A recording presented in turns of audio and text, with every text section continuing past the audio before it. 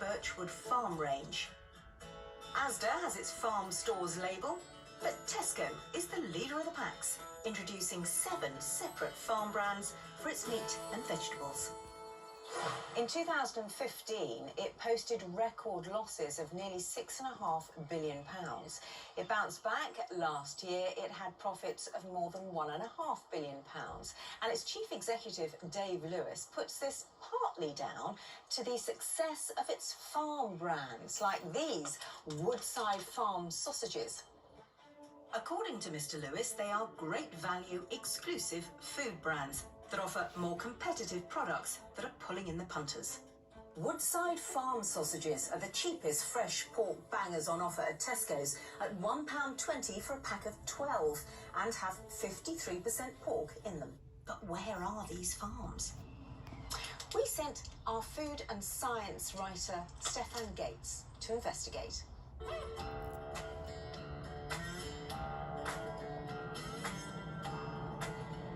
It's not clear from the packaging exactly where Woodside Farms is actually located, but I've had a good look around on the internet and I've got a few ideas.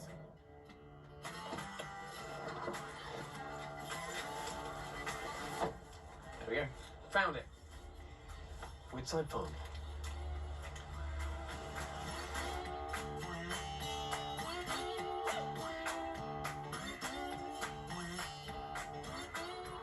So this is Woodside Farm, but it's not Tesco's Woodside Farm. This is a petting zoo. No sausages are made here. You'd think a farm selling so many sausages would be easy to find.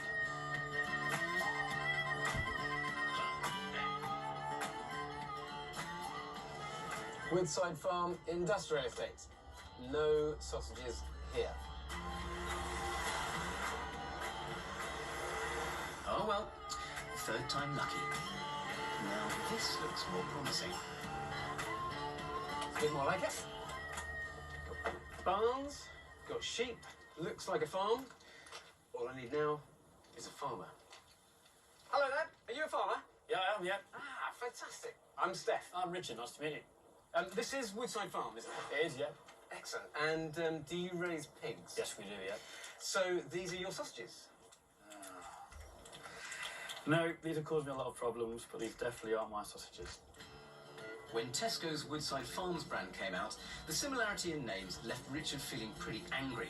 He runs a small-scale, outdoor-reared pig farm and sells all his pork locally. It's very different from mass-produced sausages. Well, these are my pigs. There's 120 cells in this unit, and we rear our pigs all of ourselves, so we make all of our own feed. And all You grow your own feed? Yeah, all of our own feed. And all of our straws are in as well, so we're self-sufficient, and all the muck goes back onto the field to grow those crops again. So how do you feel about Tesco's using the name of your farm on their sausages? It gets pretty sickening to be fair, Stefan. There's no Woodside Farm. There's no Woodside Farm? There's no one Woodside Farm, it's just a brand, it's a fake brand. It's a bad association. It's their low-value brand, and we're trying to get a high-value brand. Richard threatened Tesco with legal action, but decided he couldn't compete with Britain's biggest supermarket, and instead changed his business name to Boff Hogs. He's not the only farmer concerned about the use of fake farm brands. In 2016, the National Farmers Union complained to National Trading Standards. So far, there's been no official response, and Tesco's products are still on the shelves. So, it seems like I've been on a bit of a wild pig chase trying to find Tesco's Woodside Farms. But this still begs the question, where on earth did the sausages come from? Basic economics mean that pigs used to make budget sausages don't enjoy the lifestyle of Farmer Richard's pigs. Most are reared in intensive indoor units with no mud pools in sight. We're meant to be able to trace our meat from farm to fork using clever little codes on the sides of packaging. Let's see if I can search for that code online. Now, traceability is obviously a massive deal for supermarkets these days. You know, we're encouraged to get the sense that we know exactly where these products come from and that you can trace it. And so if there was a problem, they could go back to the supplier and sort out the problem. Okay, here we go. Cranswick Country Foods PLC in Norfolk.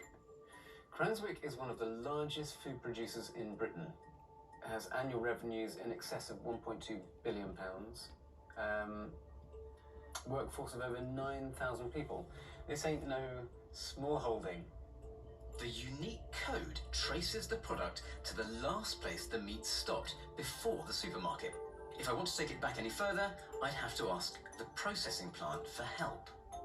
Got a little range of products here, and it starts getting a little bit murky because this baby here has Denmark for the back bacon, Denmark again for your unsmoked gammon steak, and then here we have pork chops, Woodside Farms, reared in Holland, slaughtered in Germany.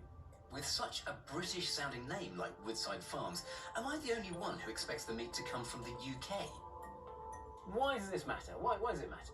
When it comes to pork, under its Red Tractor Assurance Scheme, the UK has higher welfare standards than most of the rest of Europe. Using a farm brand name to sell meat from multiple producers from different countries feels a little close to the bone. So we asked former Waitrose MD Lord Price about the practice. The whole point of marketing is you try to present to your customers your product in the most appealing way. You try to give it a unique selling point. Now, if you to say these sausages come from about 100 farms, they then go into a big abattoir, then they go into a factory and processed, and so we call this farm abattoir factory sausage. It ain't going to sell as well as saying it comes from some fictitious farm. But the truth is, the sausages do come from farms.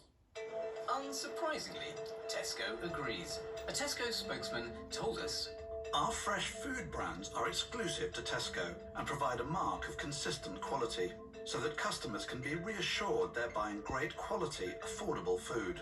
The brands are extremely popular with customers. We are committed to high animal welfare standards, and our producers and farmers must be fully compliant with the Red Tractor or an equivalent assurance scheme."